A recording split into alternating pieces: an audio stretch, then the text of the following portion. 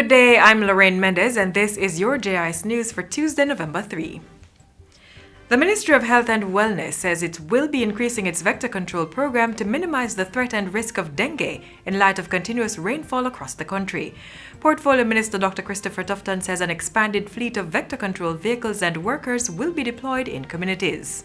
It's very important that while we are confronted by the challenges of COVID, we do not lose sight of the public health threat that the Aedes aegypti mosquito and by extension dengue represents. The team is on the ground, and based on what I see here, a summary of vector control activities. Since September 30th, 2020, I am told that the team has visited almost 2 million premises. It says 1.998. They have found Aedes aegypti breeding sites in 187,000. Minister Tufton was speaking on Thursday during a tour of the field hospital being built at Falmouth Hospital.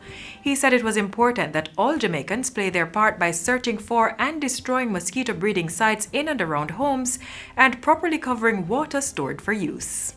Meanwhile, the COVID-19 field hospital being constructed on the grounds of the Falmouth Public General Hospital in Trelawney is on track for completion by November 30. The Health and Wellness Minister says the foundation for the facility has been completed despite setbacks caused by heavy rains. I'm told that the rains come almost daily, and so it has somewhat slowed down the process, although I understand that from the contractor, from the team here, that the project is still on target for end of November for the building to be put up, at which point, of course, the internals will be put in place. The 36-bed facility is one of 4 field hospitals being established across the island to provide 152 additional bed spaces to facilitate the treatment of persons with COVID-19. The House of Representatives has passed new electricity regulations to modernize and transform the electrical inspection process in Jamaica. Minister of Science, Energy and Technology Daryl Vaz piloted the regulations in Parliament.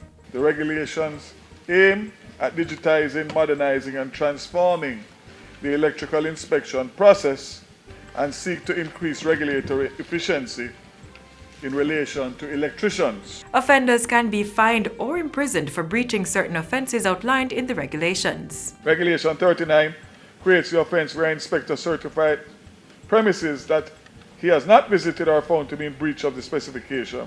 A person who commits the aforementioned offense may be liable to a fine not exceeding $2 million and not exceeding 2 years. It's also deemed an offense for a registered electrician who is also a licensed inspector to inspect or certify his own work or modification.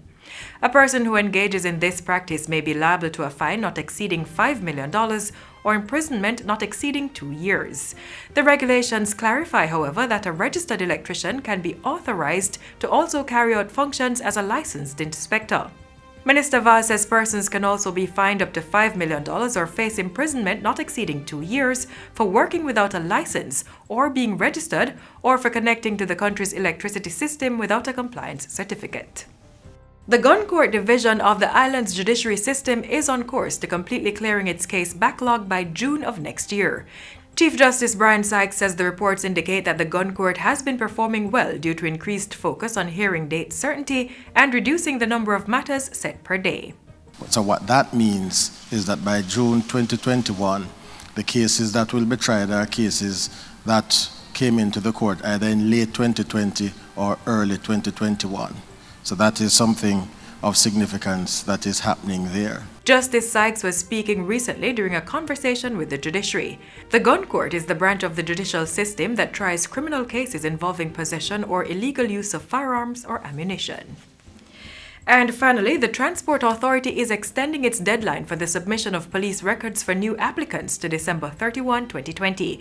This means persons who wish to access any of 80 reopened taxi routes across the island will have 6 additional weeks to submit their police records after the initial November 20 closing date. The authority says extending the deadline for police records is to facilitate the online appointment system, which is now being used at the Criminal Records Department. Applicants are asked to call 888-991-5683 for further clarification. Meanwhile, the Transport Authority is reiterating that it will not accept liability for any loss or injury caused to those who do not utilize its official channels for doing business. And that's it for JIS News today. I'm Lorraine Mendez. Thanks for watching.